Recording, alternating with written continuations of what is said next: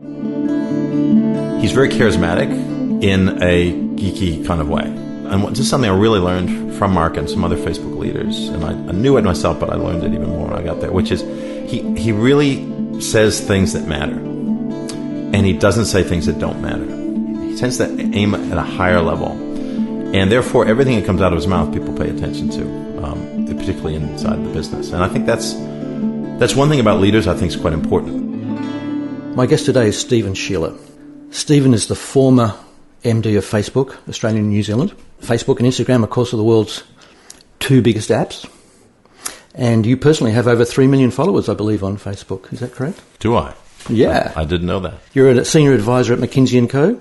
You're executive in residence at the Australian Graduate School of Management. You're a TEDx speaker. You've been on Malcolm Turnbull's Knowledge Nation Top 100 advisors. Former Prime Minister. Former Prime Minister, Malcolm Turnbull. And you're currently the digital CEO, which is an advisory. Well, Stephen Scheeler, welcome to Leading the Leader. Thank you. Great to be here. Thank you very much for coming along. So tell us a little bit about what we don't know about you. Wow, what you don't know about me. I guess why don't I sum up my background? It's funny, I get approached a lot by really smart young people who are interested in building their careers. I'm at that stage in my life where people want my advice or my wisdom, and I'm enjoying it while I can because it won't last forever. But often when they come up to me, they say, how did you get to where you are and what you did? And it's, they like the sound of my career. And the truth is I never had a plan. And in some ways that was accidental. But the one thing I say to everyone, and I've always said to myself, is just do stuff that you love. Focus on what you love and really love, that you're passionate about, that you can throw yourself into.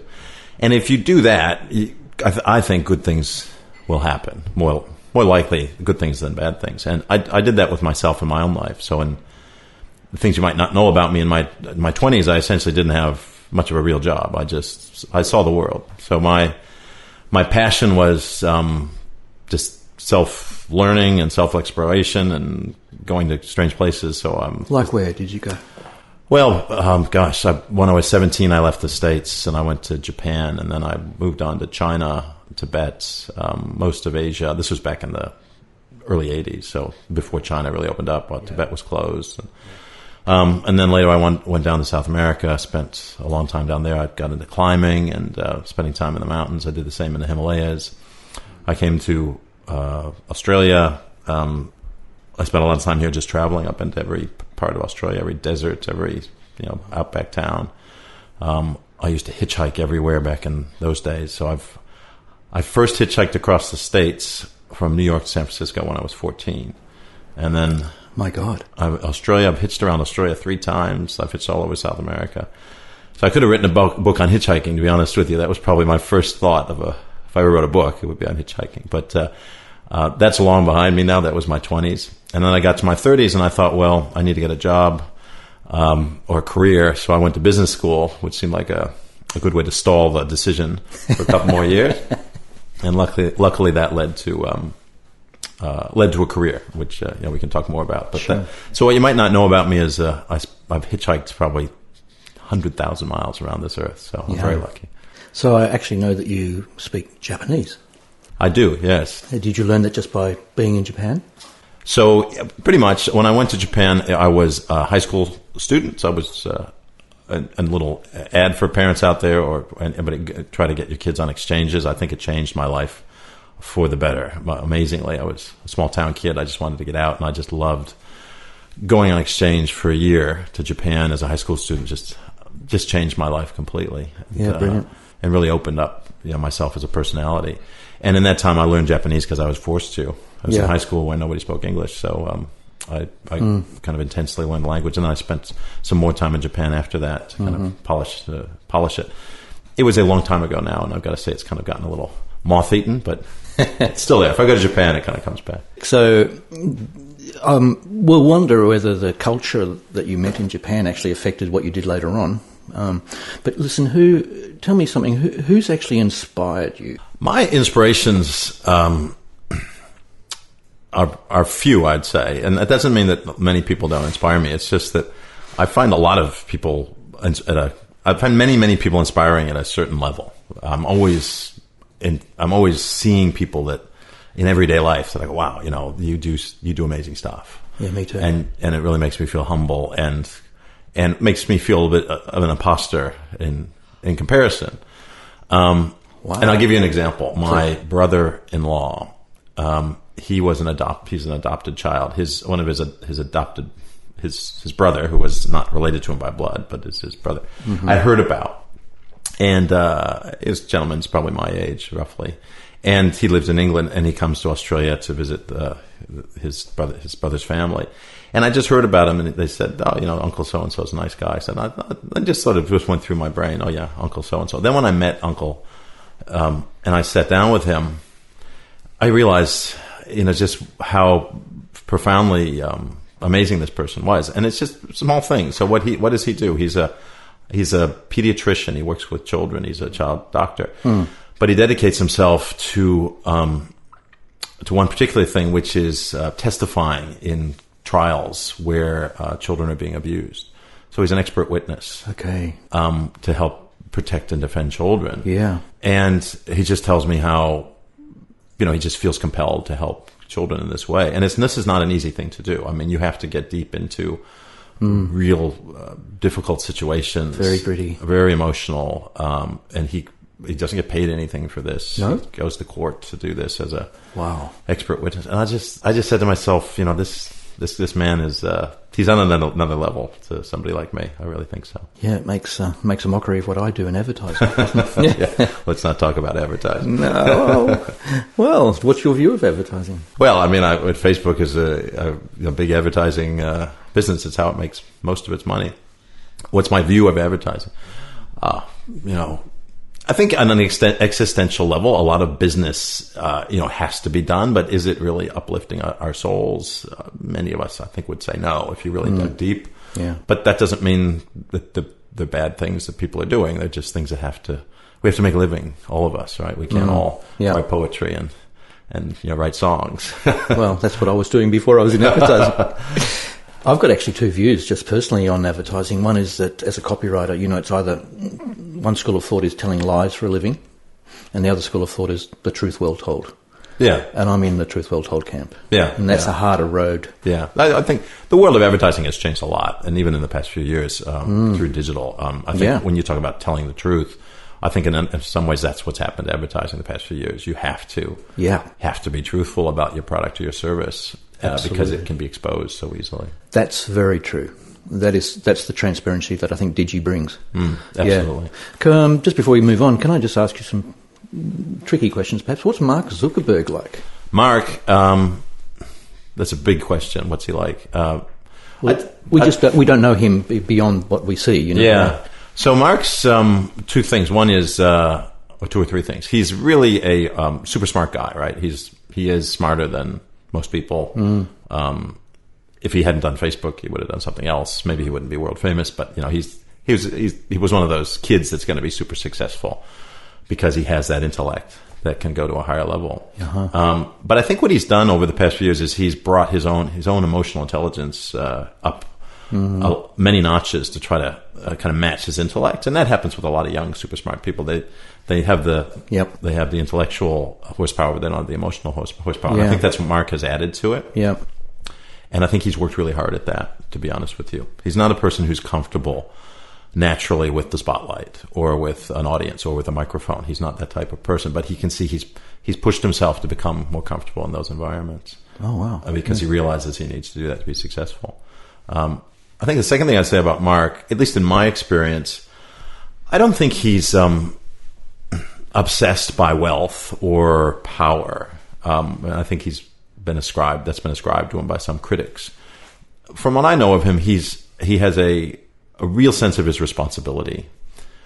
It's almost like by hard work and intellect, but by a bit of luck, he's been given this gift of the power of Facebook and the power of Mark Zuckerberg beyond Facebook. And I think he's taken it very seriously about how do I use that to have a positive impact on the world. Mm-hmm. And you see that through his Chan Zuckerberg initiative. So he's already part of the Warren Buffett pledge to put 99% of his wealth to to good causes and Oh, charity. I didn't know that. Yeah, so he's going to spend all of his Facebook billions on helping the world. And Wonderful. Yeah, and I mean, that's an admirable. He'll still have a lot of money left over, I'm sure, but it's an admirable thing to do. And I think as time goes on, people like Warren Buffett and Bill Gates, they're really models for trying to take their wealth and put it into good things. And Mark's definitely on that path himself. Did you find him leaderly? Yeah, I think in some ways yes, in some ways no. And I would put this in two lights. So one is he's very charismatic in a geeky kind of way. And the reason is, and this is something I really learned from Mark and some other Facebook leaders, and I knew it myself, but I learned it even more when I got there, which is he really says things that matter. And he doesn't say things that don't matter. And you'll notice that about Mark. He's very clear in his thoughts. He doesn't talk about things that are lower priority or lower significance. He tends to aim at a higher level. And therefore, everything that comes out of his mouth, people pay attention to, particularly inside the business. And I think that's one thing about leaders I think is quite important. It's about, so I'll give you an example. When Mark would go to speak to analysts or investors, he would bring his COO, Sheryl Sandberg, or his CFO along. And he would have them talk more about the numbers and the kind of financials of the business. Yep. And Mark would tend not to talk about those things. And it wasn't because he didn't understand them, but I think what he was trying to do was just say, if I talk about quarterly earnings and profit, that's an important topic, but it's not the highest, most important thing that we need to be focused on. And therefore, he would reserve himself for the higher, more strategic things. And I learned this running my own business. Sometimes you don't want to talk about the minutia. You have somebody else do it. It's because you don't want people dismissing what you say as, or mistaking. Hey, you're opening your mouth. Is this minutia or is this really important? And I think that's one thing that Mark does pretty well. That's fantastic. That's something I've just learnt. Thank you. Yeah, I was actually going to ask you about Sheryl Sandberg. Yeah. Fabulous leader too, I gather. Yeah, so Sheryl, the outside world sees her and her strengths. I think, again, a super smart person that has learned, I think, as we all need to learn, about empathy and emotional intelligence. And she's been on an amazing journey in her career and her life. One thing about Sheryl, I think, is that she is very good at lifting a room and being very focused on people in the room. Mark is very good at sort of a general group. Cheryl's very good at individuals. So if you sit in a room with Sheryl, you feel like she's talking to you. Yeah. When you sit in a room with Mark, you don't feel like he's talking to you, but you feel like what he's saying is very important and you want to go there. But she's got the kind of I'm talking to you quality. And that is it's a wonderful quality that she's got. Very personal, very in-depth. She asks about you as a person. Yeah. And I think that's a great leadership quality. I think for both these folks, though, there's a couple of things I would also say. One is I think they work great as a team, Sheryl and Mark. Yep. But there's definitely were things that were missed in the past few years. Yep. I think in terms of the nitty-gritty of running a business, the scale of Facebook. And that, I think, has led to some of the problems that you're seeing today. Yeah. And so there is now a realization on the part of Mark and Sheryl and a few other leaders is that, hey, there's some detail here that we need to get deep in. Whereas a few years ago we thought, move fast and break things. That was okay. Now, you simply have to. There's some boring detail you need to make sure that you're on top of, or this could all blow up. Yeah, blow up on you. Yeah. So before we leave the States, have you met many political leaders in the States? Some, but I wouldn't say that I've been outside of the States for a long time, so I wouldn't say I'm close to many in the US. And here in Australia, you've met some political leaders because perhaps ex-Prime Minister Malcolm Turnbull? Yeah, funny thing is, throughout the course of my career here, I've met a lot of Australia's political leaders almost by coincidence. Now at Facebook, I did meet a few, the prime ministers would pop into the office, or the minister of communication would pop in, Facebook's one of those places they come to. Like they go to Google, they go to other places. Right. And so I met the Prime Minister when he was Mr. Turnbull, when he was Communication Minister, and then when he was Prime Minister again. Yeah. I met him, and several other. Prime Minister Rudd was in. slightly after he left office. A few others popped in, but strangely enough, I keep running into them. I've run into literally Gough Whitlam. I ran into a wonderful man, Bob Hawke. Again, we both love him. I love Bob Hawke. Oh, fantastic! I actually met John Howard a few weeks ago. Just really ran into him in the airport in Melbourne. Awesome. Stopped to shake his hand. How is he? He's looking a little more stooped. Yep. But he was moving at a pace through the airport. He had one person with him too. And when I stopped to shake his hand, he has a vice grip handshake. Yep. I mean, he's got the handshake of a 19-year-old. He was crushing my hand. And he's had a sparkle in his eye. He's obviously got, he's still active, and he obviously is still making a contribution, which is great. And then here's a funny story. I was in the Facebook office a few years ago, and it was Mr. Turnbull came in, and he was Minister of Communications at the time, and we had a bit of a photo op, and he walked around the office and stuff, and I went back to my work. And then that day, I got on a plane. I flew down to Melbourne because I had some work to do down in Melbourne. And so the next day, I get up, I go to the gym in my hotel, and I sit down at one of these kind of rowing machines or something. And I look next to me, and who's sitting on the machine next to me? It was the Prime Minister. It was Tony Abbott. So I got Turnbull and Abbott in less than 24 hours. And we had a little chat, and his bodyguard was waiting outside or something. But to me, what's delightful about this is also that, in America, there's no way you're going to sit down at a rowing machine in the gym and there's the President of the United States is next to you. But here in Australia, our leaders, I think, are still accessible. Thank God they're still relatively safe. And, I think we're blessed by that. We really are. I want to know what you think of them as leaders. So when you say them, you mean? Well, so let's say Mr. Abbott and Mr. Turnbull. Wow. Well, first I'll say this. I think political leadership is a vastly different cat to business leadership. And we're certainly seeing that with the current American president. Not whether you love him or hate him, you can say that he's not a political leader in the classic mold, and there's some things that are working and not working as a result. And so I've never been a political leader, so I don't know what goes on that side of the fence. But I will say this. What I liked about Mr. Turnbull was that he had a business leadership background. Totally.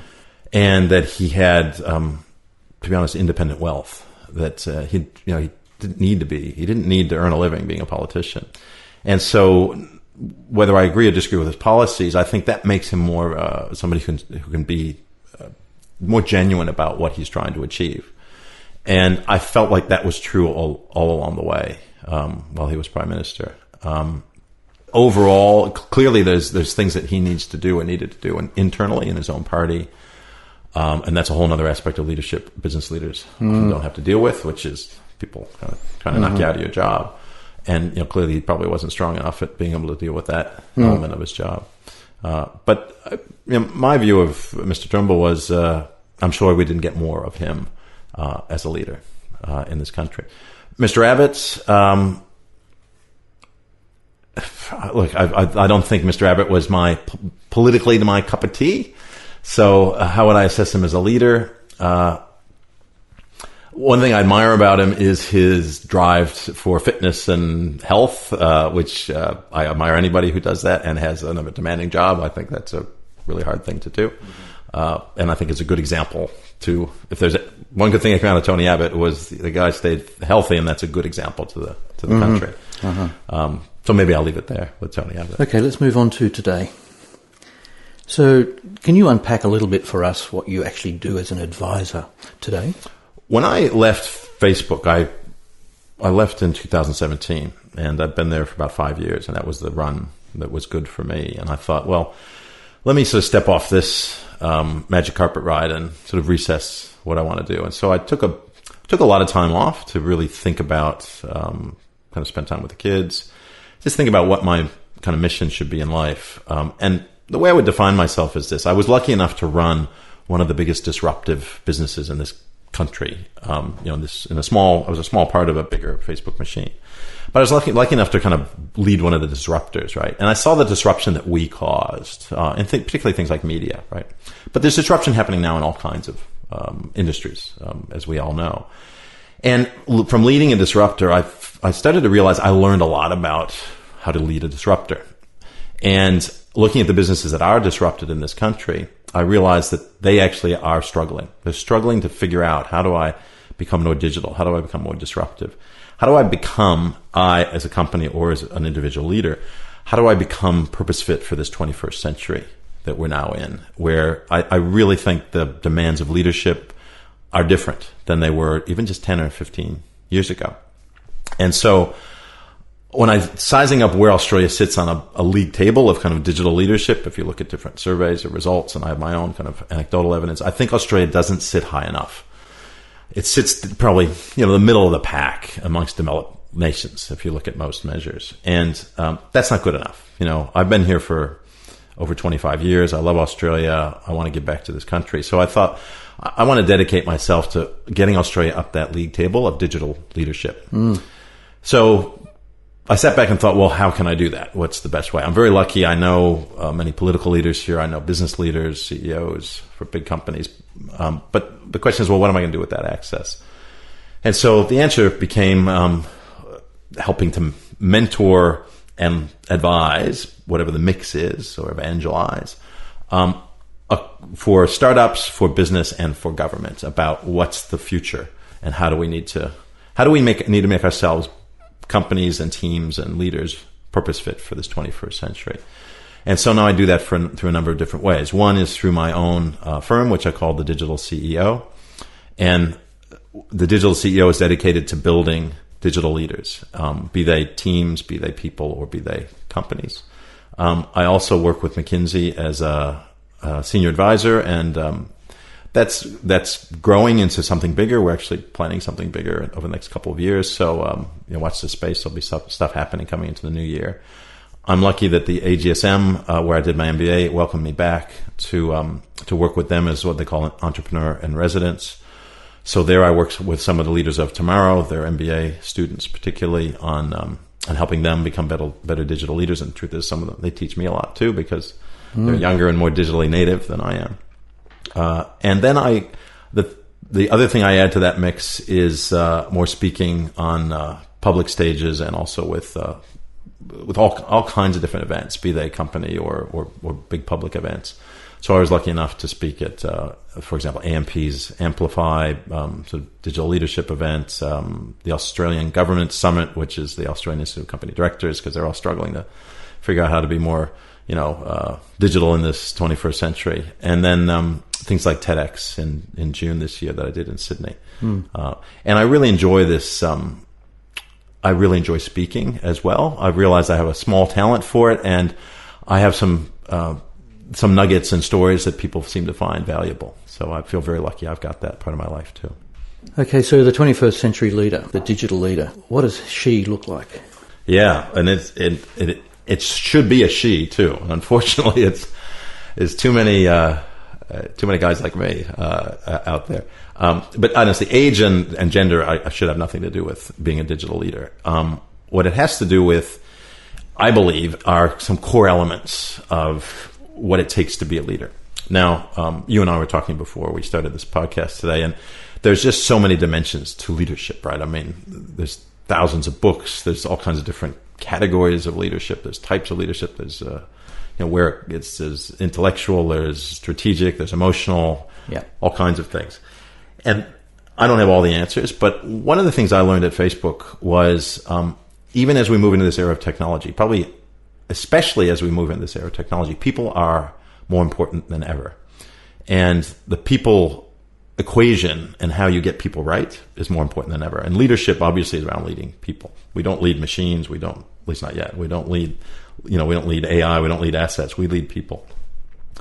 And I would distill it down. There's three questions I think you have to ask in any business that you run. First, you have to ask the strategy question, which is, it's all the kind of stuff we've all known for years that we learn in business school and other places about, the numbers and the strategy and the competitive stuff.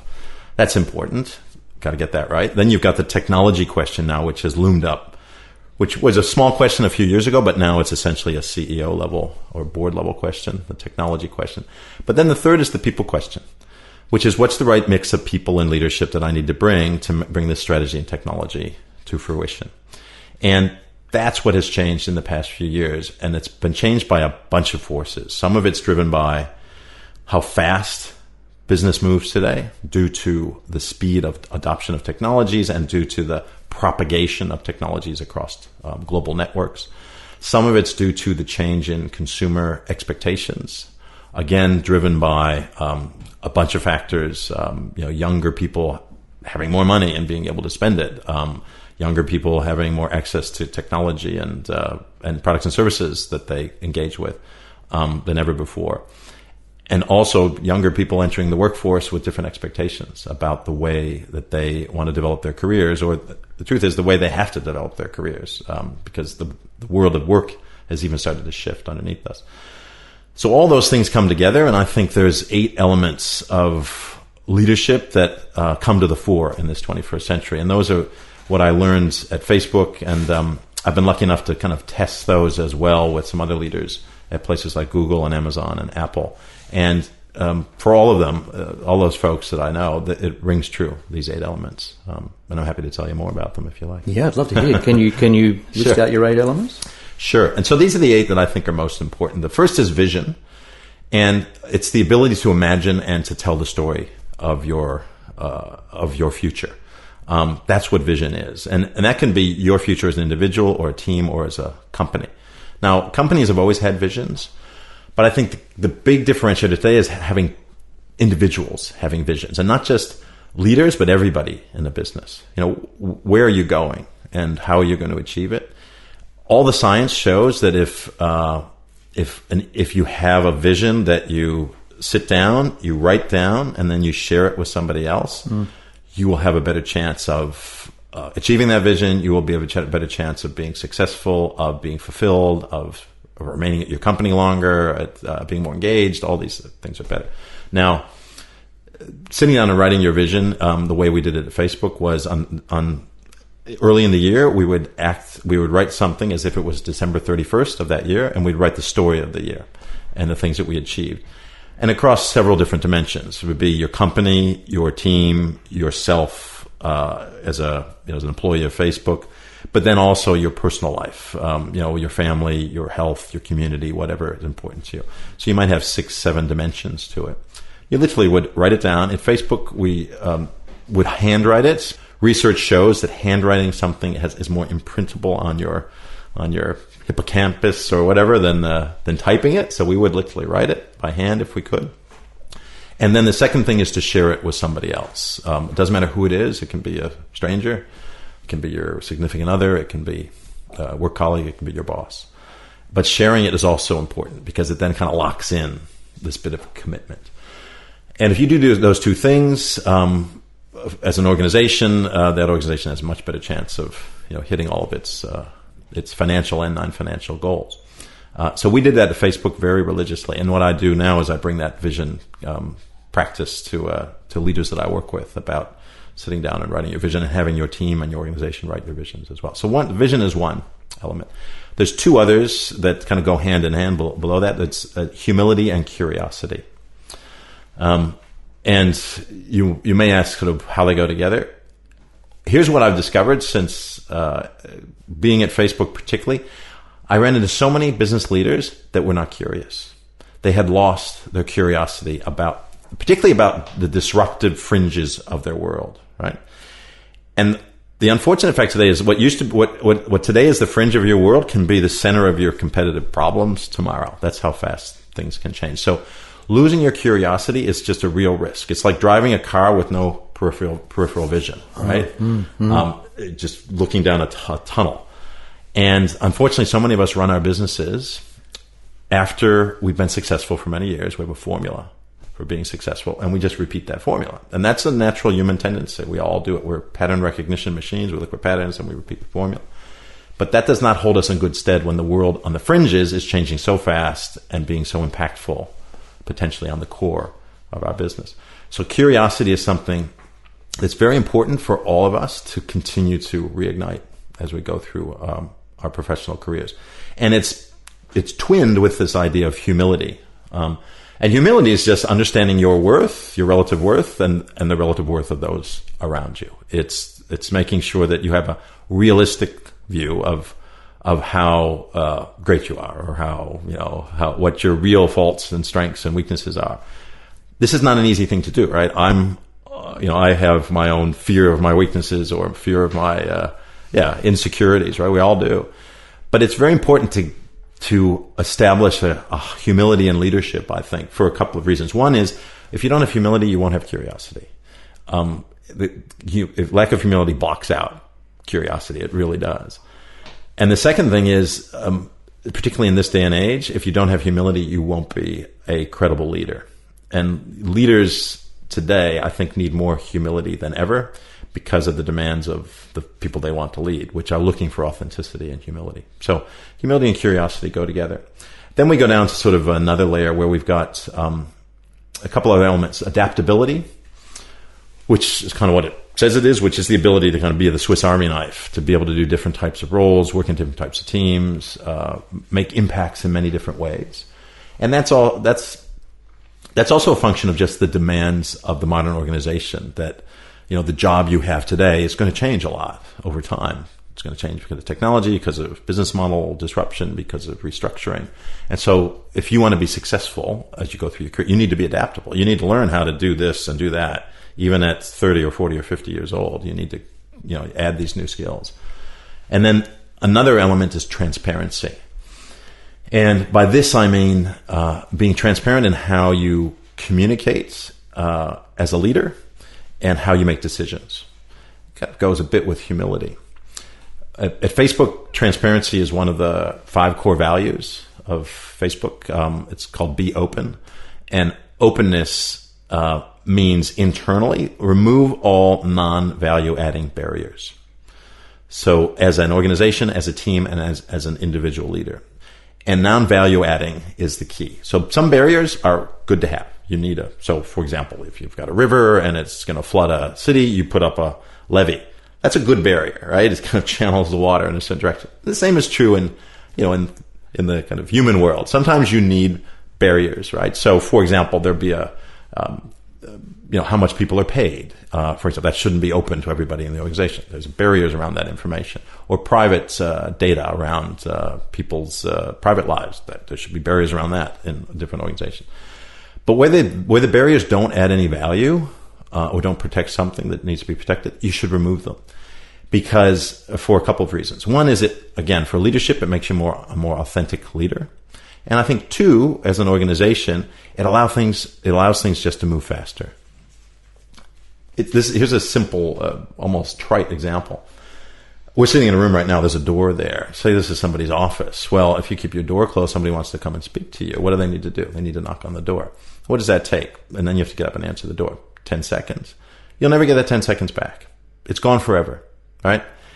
Multiply that by the thousands of employees in certain companies, if they've got offices and doors that need to be knocked on. That's hundreds and hundreds and hundreds of hours every day being wasted simply by a knock on the door. Transparency, removing that barrier, if it's not adding value, just get rid of the door. Open plan. It gives you back time, and there's no way you can, time is something we can never make any more of as a limited amount. So transparency is another super important element. Then we get into more kind of real 21st century things down here at the bottom. So customer obsession.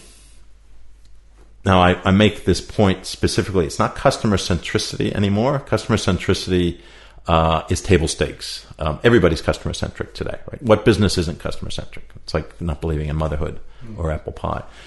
So you need to go to the next level. And the next level is obsession. And this is what so many data-centric digital native businesses are about. Facebook's one of those.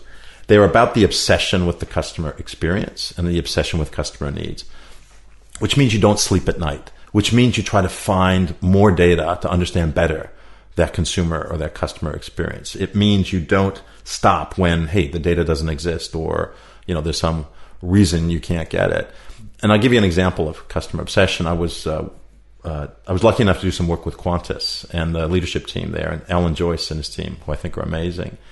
And I was with his leadership team at one point. Alan said to me, he said, if you at Facebook or Google or Amazon was running an airline, what would you do differently? How would you think about things? And I focused on this question of friction, which is a big thing for tech businesses. It's removing friction from consumer experiences. And I asked them, how much do you know about how well people sleep on your planes? And they were a little taken aback. They said, well, what do you mean? I said, well, how much data do you have on how well people sleep? And basically, they have no data. They don't collect anything. And I said, well, that's the difference between you and a customer-obsessed business. Your customer-obsessed but wouldn't stop at that. A business like Facebook or Google or Amazon or others, they would go and they would get sensors that they could embed in the cabin of the plane that were so sensitive they could measure the CO2 and the dew point and the humidity and the oxygen. And they could measure everything that the sensor so good, so sensitive that embedded in the ceiling of the plane, it could measure how well somebody's sleeping just, 6 feet below that sensor lying there on in a crumpled up in an economy class seat. And the truth is, if those sensors didn't exist, what would these kinds of digital native customer obsessed companies do? They would go and invent it. They would invent that technology. They would find out the state of the art and they would invent it, because they would have a vision running your airline, not just to be the world's safest airline, but to be the world's best sleeping airline. And then you can think a step further. There's an airline probably has more people sleeping in a controlled environment than any other type of business in the world. Well, guess what? There's a whole other industry called sleep science, which is a multi-billion-dollar industry. Airlines are notoriously unprofitable. You actually may have a bigger business in sleep science data and more profitable than the business you run today, which is an airline. To their credit, Qantas ran out of the room, and Ellen was like, you're absolutely right, and they've gone to try to figure this out. They're just starting to share that vision. And this is not a simple thing. There's work to be done to figure this out, but it's just a different way of thinking, and it's customer obsessed. It's not stopping. Measure the air that your customers breathe. And then the last couple of elements, I've been through 6 now. The last couple is data dexterity is number 7. And by this I mean this whole push. The past few years, there's been one phrase has been big data, right?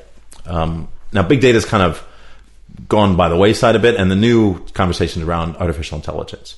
Well, AI is essentially just the next evolution of big data. AI feasts on big data. It's the mathematics that sits on top of the big data sets to derive the insight and to create the intelligence, right? And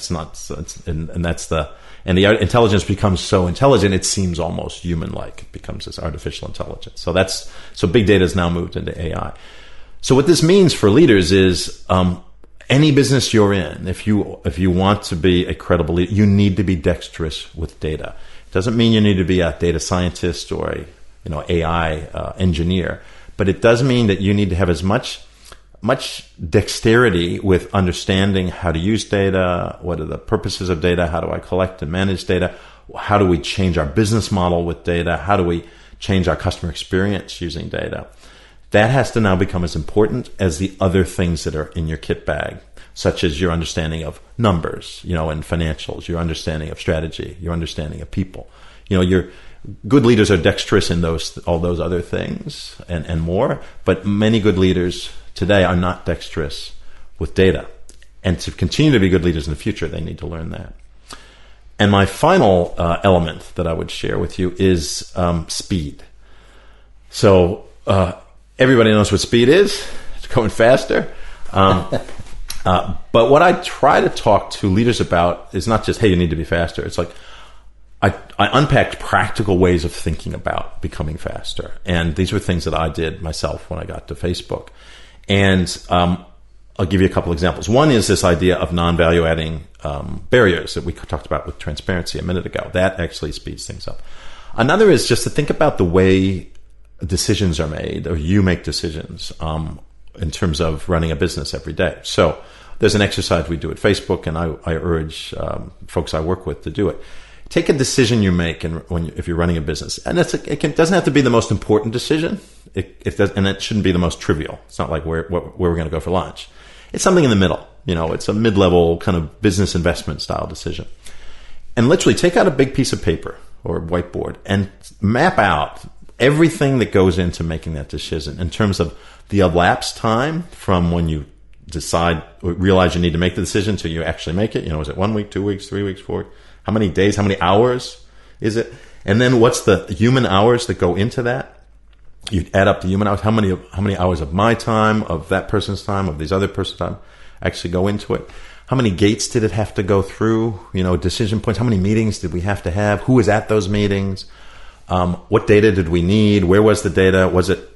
How long did it take to assemble it and make sense of it? You put all of these things together, and if you actually do map it out, I actually built a spreadsheet when I was at Facebook to stick all this into, and I could actually calculate on, when I say mid-level decisions, there's dozens that we make, and it's like middle management. It's where actually the action is. Mid-level decisions is where the action is.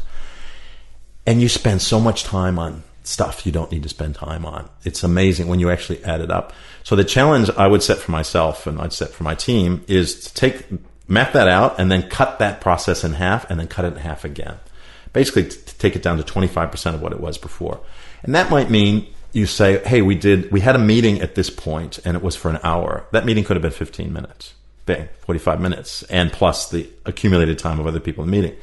There were 5 people in that meeting. We could have gotten by with 2 at that point, and we could have had the 5 at another meeting at another point in time. Or we didn't need that meeting at that point in time. Or we needed data that we needed to collect to make a decision, but the data wasn't available.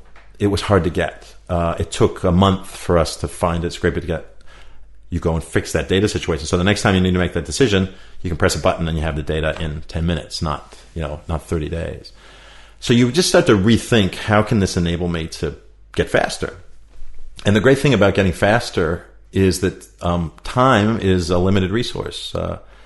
Every business on earth, every human, we all have the same amount of time. There's no, we all have 24 hours in the day and 7 days in the week. There's no machine I can buy. I mean, that's quite profound when you think about it. Like me, Mark Zuckerberg, Elon Musk, we all have the same amount of time, same number of hours in the day. Doesn't matter how rich you are, don't have more than me. That's powerful when you think about it. Then you think, well, speed is a learned skill. Speed is how well I learn to use time and how efficient I become at it, how effective I become. And then speed becomes one of the core things I need to get good at. And if I get really good at speed, guess what? It's a competitive advantage. I get products to market faster. I make decisions faster. I can satisfy new customer demands and needs faster. Speed makes difference. You go back a few decades, I don't think speed was so important. You had the advantages of things move slowly. You needed big assets to enter markets, etc.